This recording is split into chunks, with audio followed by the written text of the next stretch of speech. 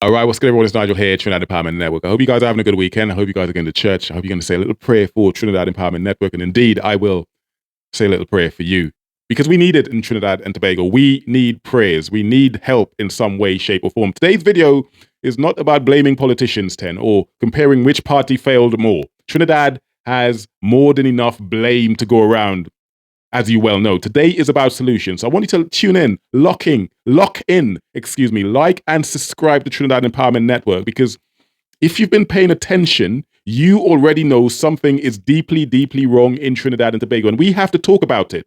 We live in a country with only 1.4 million people, there or thereabout, I remind you.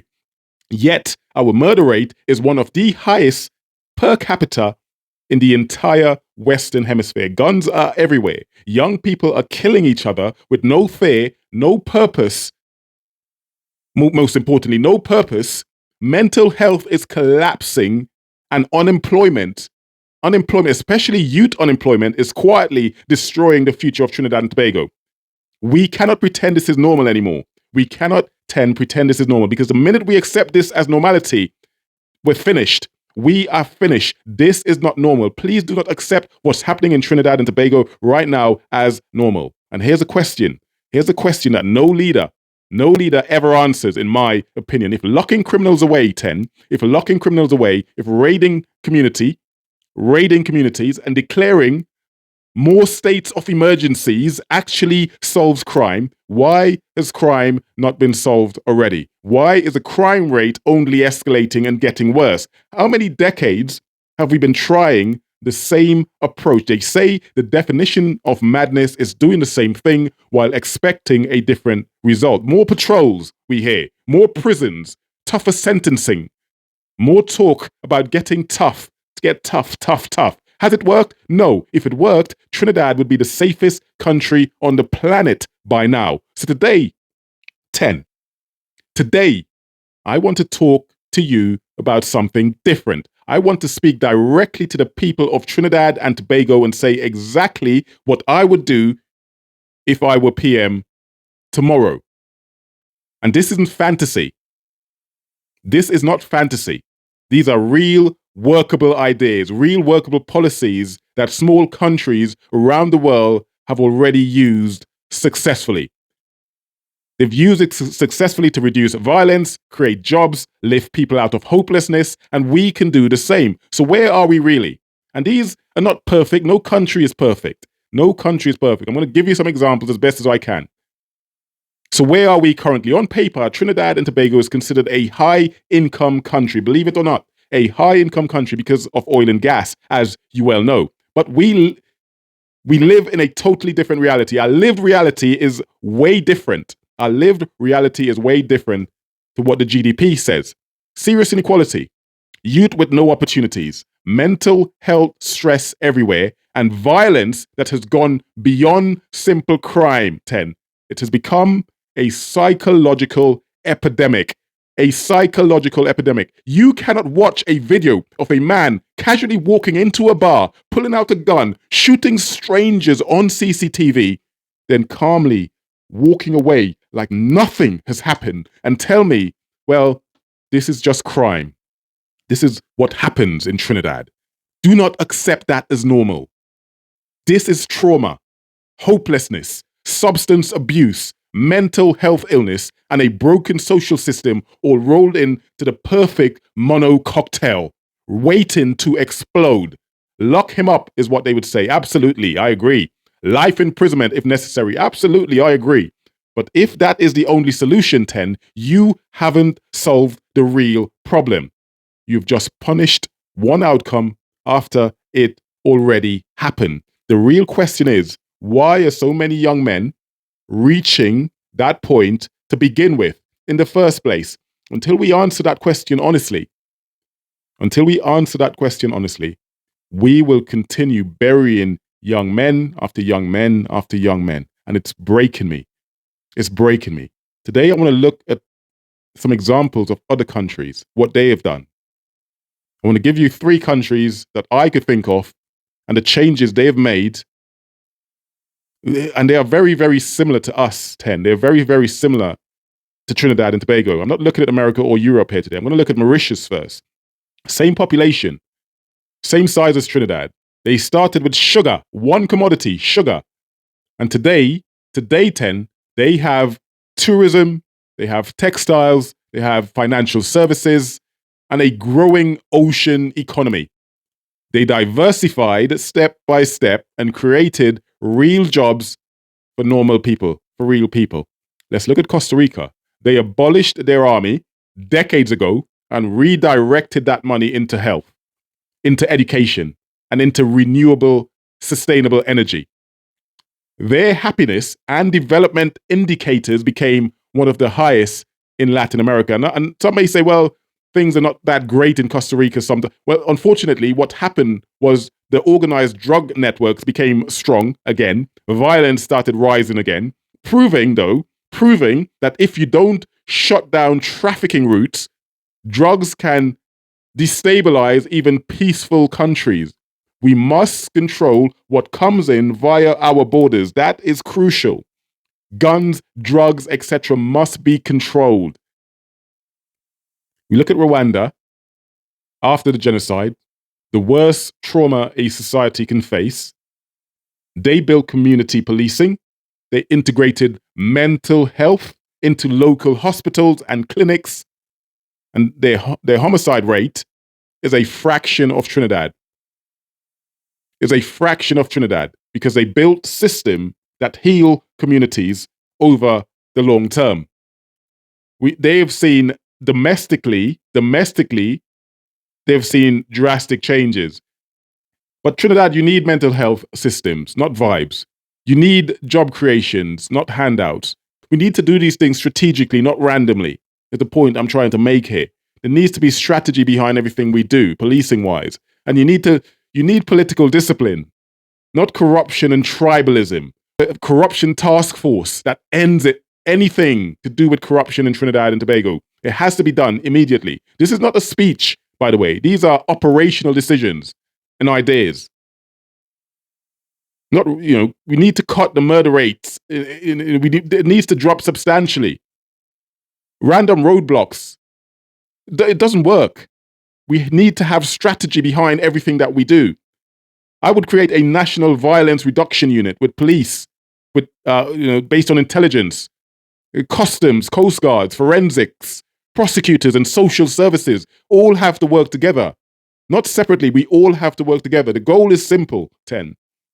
Identify the most violent gangs and high-risk individuals, give them two choices: exit programs, jobs, relocation, or relentless enforcement and asset seizure. You go after traffickers, gun importers, and corrupt officials with precision and strategy, not communities already drowning in poverty. You lock down the borders and ports with proper scanning, audits, and lifestyle checks on customs and police in sensitive positions. Because corruption inside the state is the bloodstream of gun and drug trafficking. No politician ever admits this, but it is the truth. It is the truth. If you don't shut down the inbound supply of guns and drugs, everything else is cosmetics, as far as I'm concerned. Everything else is cosmetics. And, of course, our witness protection must be real, independent and funded, not a rumor. These people need to be protected. They must feel comfortable coming forward. This is not optional anymore, 10. None of this that I've mentioned so far is optional. Every regional and district hospital must have psychologists and psychiatrics, nurses, trained GPs, doctors, and nurses must be able to recognize and treat basic mental health condition. That should be at the core of all of this. In the communities with the highest violence, you build free trauma and counseling clinics tied directly to jobs, apprenticeships, and family support. Locking them up and throwing away the key isn't working. Every secondary school must have proper counselors and a pathway into treatment, not telling children to behave themselves whilst dealing with trauma, abuse, drug abuse, depression, and of course, all of that, mental health, mental health. We cannot keep pretending crime is only a policing problem. It's a community problem. We have to solve this together. It takes a village. It takes a village, as they say. When young men are walking around with no hope, and women, and their lives have no meaning, a gun becomes a temporary purpose. You cannot police that away. You have to treat it. You have to treat it. Job creation through agriculture, green energy, manufacturing, all of this needs to be exploited in Trinidad and Tobago right now. It needs to be done right now. Forget the slogans. Trinidad needs real work, real pay, and real dignity. Not CPEP sweeping pavements for decades. Yes, that needs to be done, but that's not job creation.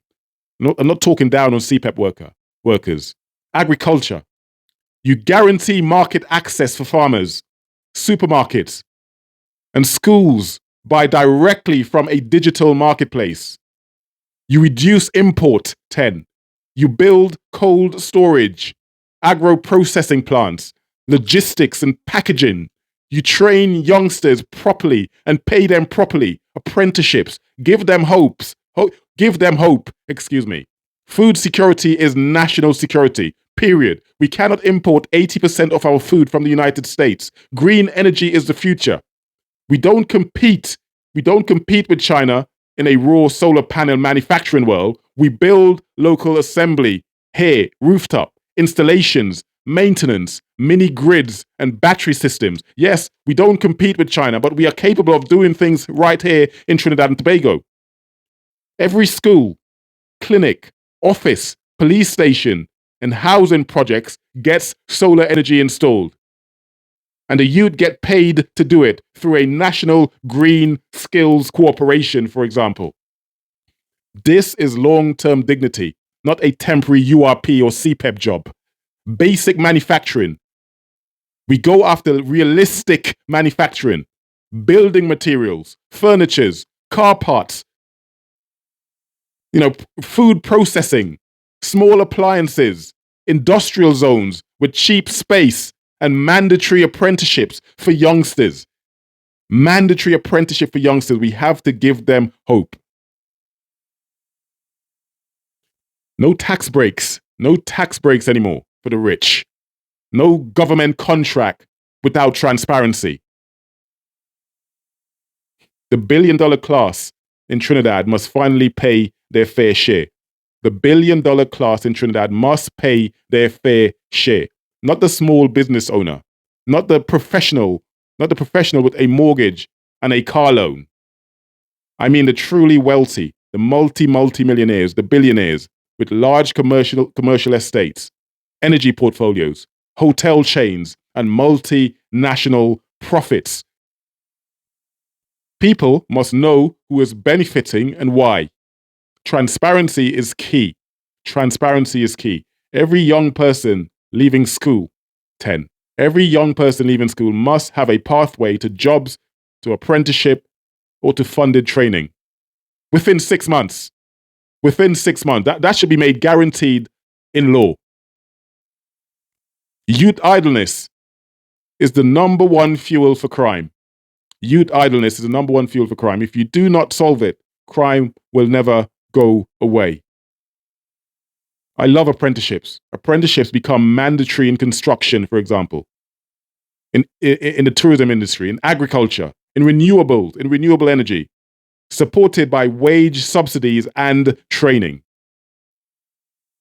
And for the hardest to reach youth, you create community jobs tied to counseling, literacy, and life skills, and a guaranteed route into permanent employment afterwards.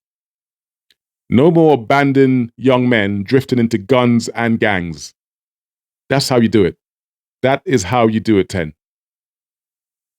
So I've taken enough of your time. Those are just some of my ideas I've rattled off to you. I hope you've stayed to the end. I hope you've taken on board some of the things I have to say, whether you agree or disagree. Let me know in the comments. Those are the things I would do right now. I haven't even touched on Tobago.